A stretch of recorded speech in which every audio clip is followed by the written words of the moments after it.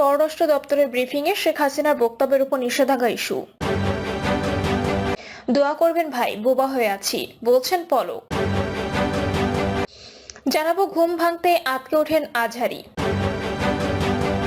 এবং সর্বশেষ জানাবো আওয়ামী লীগের বিচার ছাড়া কোনো নির্বাচনে যাবে না নাগরিক কমিটি।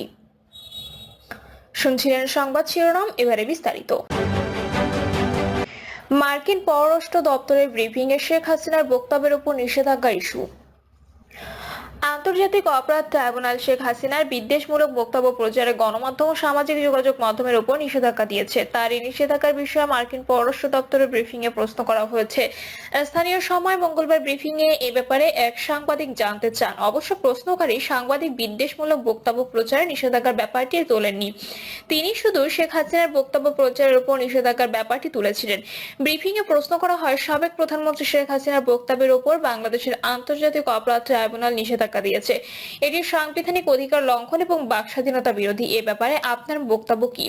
মার্কিন পররাষ্ট্র দপ্তরের ওয়েবসাইটে বলা হয়েছে, এ ব্যাপারে প্রশ্ন করা হলেও তা নিয়ে কোনো কথা বা মন্তব্য বলতে রাজি হননি দপ্তরের মুখপাত্র ম্যাথিউ মিলার। ব্রিফিং এ প্রশ্ন করা হয়, সম্প্রতি ডক্টর ইউনূসের প্রভাবশালী উপদেষ্টা ও সাবেক প্রধানমন্ত্রী শেখ হাসিনার পতনের মাস্টারমাইন্ড মাহফুজ আলম পশ্চিমবঙ্গ, ত্রিপুরা এবং আসাম সহ ভারতের অংশবিশেষকে নিয়ে সামাজিক মাধ্যমে বিতর্কিত পোস্ট দিয়েছেন। তার এ ধরনের বক্তব্য দক্ষিণ এশিয়ার আঞ্চলিক স্থিতিশীলতার জন্য ঝুঁকির কারণ হতে পারে।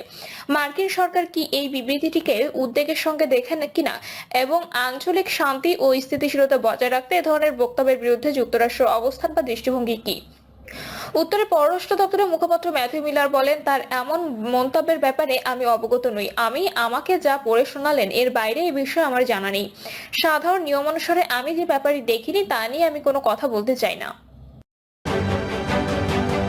দোয়া করবেন ভাই, বোবা হয়ে আছি, বলছেন পলক। জুলাই আগস্টের গণহত্যা ও মানবতা বিরোধী অপরাধে জড়িত থাকার অভিযোগে দায়ের করা এক মামলায় তদন্তের অগ্রগতি জানাতে সাবেক আইনমন্ত্রী আনিসুল হক, সাবেক প্রধানমন্ত্রীর বেসরকারি শিল্প ও বিনিয়োগ উপদেষ্টা সালমান এফ রহমান, সাবেক প্রতিমন্ত্রী জোনায়েদ আহমেদ পলক সহ আওয়ামী লীগের গ্রেপ্তার সাবেক মন্ত্রী, আমলা, বিচারপতি এবং রাজনীতিবিদ সহ 16 জনকে দ্বিতীয়বারের মতো আন্তর্জাতিক অপরাধ ট্রাইব্যুনালে হাজির করা হয়। এ সময় গণমাধ্যম কর্মীরা তাকে জিজ্ঞাসা করেন, ভালো আছেন আপনি? কয়েকজন গণমাধ্যম কর্মী তাকে উদ্দেশ্য করে বলেন, পলক ভাই, ইন্টারনেট আছে? এ সময় মুখে আঙুল দিয়ে কিছুক্ষণ চুপ থাকতে দেখা যায় তাকে। এরপর তিনি সাংবাদিকদের বলেন, বোবা হয়ে আছি, বোবা। আপনারা মুক্ত আছেন তো? আপনারা ভালো আছেন? আপনারা ভালো থাকলেই ভালো। তারপর পলক সহ কয়েকজন হেভিওয়েট আসামিকে নিয়ে পুলিশের গাড়িটি ট্রাইব্যুনাল ছেড়ে চলে যায়। এর আগে শেখ হাসিনা সহ আওয়ামী লীগের নেতাদের বিরুদ্ধে 1 মাসের মধ্যে তদন্ত শেষ করার নির্দেশ দিয়েছিলেন আন্তর্জাতিক অপরাধ ট্রাইব্যুনাল। ঘুম ভাঙতেই আটকে ওঠেন আজহারী। ঘুম ভাঙতেই ইজতেমার মাঠে সংঘর্ষের খবর শুনে আটকে উঠেছিলেন জনপ্রিয় ইসলামী আলোচক মিজানুর রহমান আজহারী। এ ঘটনায় দুই পক্ষকে শান্ত থাকার আহ্বান জানিয়েছেন তিনি।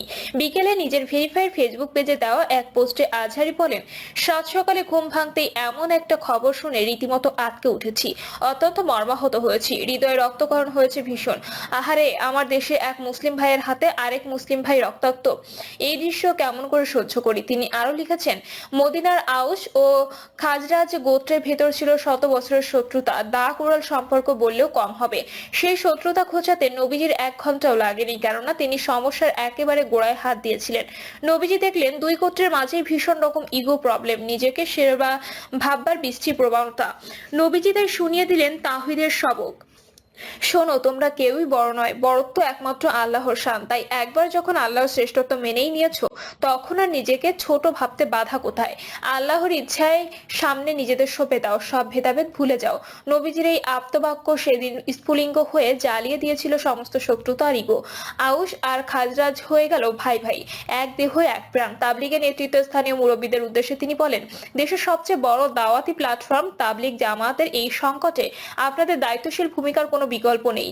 আপনারা আলোচনায় বসুন, তবে ফলপ্রসূ আলোচনার পূর্ব শর্ত হলো দলীয় স্বার্থের ঊর্ধ্বে উঠে চিন্তা করতে পারা, একে অপরকে ছাড় দেবার মানসিকতা রাখা।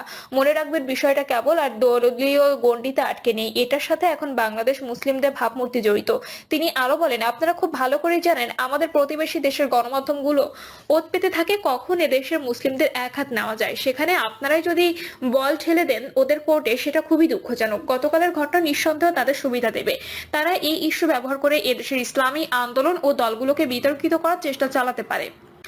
আত্মসমালোচনার আহ্বান জানিয়ে আজহারী বলেন, এই ঘটনা তাবলিগের দায়িত্বশীলদের সামনে আত্মসমালোচনার সুযোগ তৈরি করে দিয়েছে।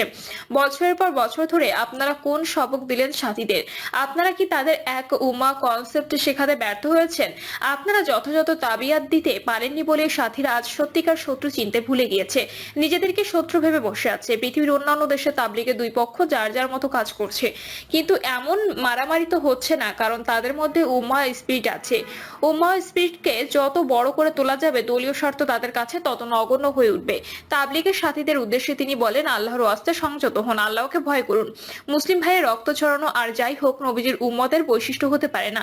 এটা স্টেপ আসাবিয়াত তথা দলবাজি। আর আসাবিয়াতের পরিণতি কত ভয়াবহ তা নবীজির জবানিতে শুনুন।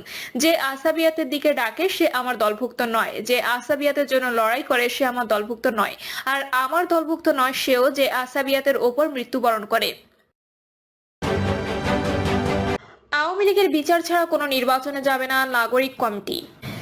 জাতীয় নাগরিক কমিটির আহ্বায়ক নাসির উদ্দিন পাটোয়ারি বলেছেন, শেখ হাসিনার বিচার ব্যতীত, আওয়ামী লীগের বিচার ব্যতীত এবং যারা আমাদের উপর সরাসরি গুলি চালিয়েছিল তাদের বিচার ব্যতীত আমরা আর কোনো ইলেকশনে যাব না। নাসির উদ্দিন পাটোয়ারি বলেন, গত 15 বছরে আমাদের ভোট নিয়ে ছিনিমিনি খেলা হয়েছে।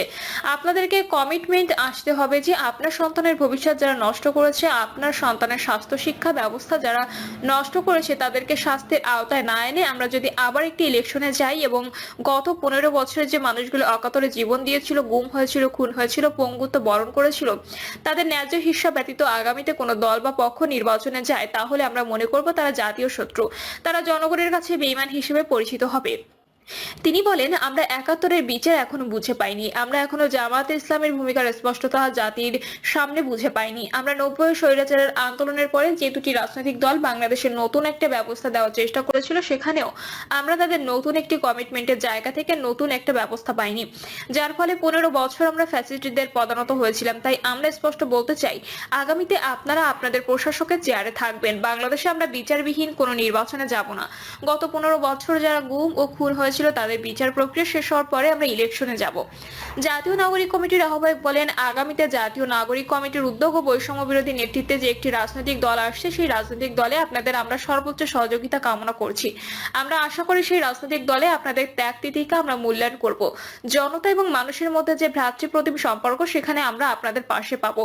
এই কমিটমেন্টের মধ্যে যদি আমরা যেতে পারি, তাহলে বাংলাদেশে একটি শক্তিশালী দল আমরা উপহার দিতে পারবো, যে দলের মধ্য দিয়ে সেন্ট্রাল পাওয়ার বলি আর লোকাল পাওয়ার বলি, সেখানে আমরা একটি শক্তিশালী ভোট রচনা করে ভবিষ্যৎ বাংলাদেশকে সকল ফ্যাসিবাদ এবং বিদেশি ষড়যন্ত্র থেকে মুক্ত করে জনগণের যে সমস্যা সমাধানের রাজনীতি, সেখানে একটি অগ্রণী ভূমিকা পালন করতে পারবো। প্রিয় দর্শক, এই ছিল এখনকার সর্বশেষ সংবাদ। আপডেট সব সংবাদ পেতে চ্যানেলটি সাবস্ক্রাইব করে বেল আইকনটি ক্লিক করে রাখুন।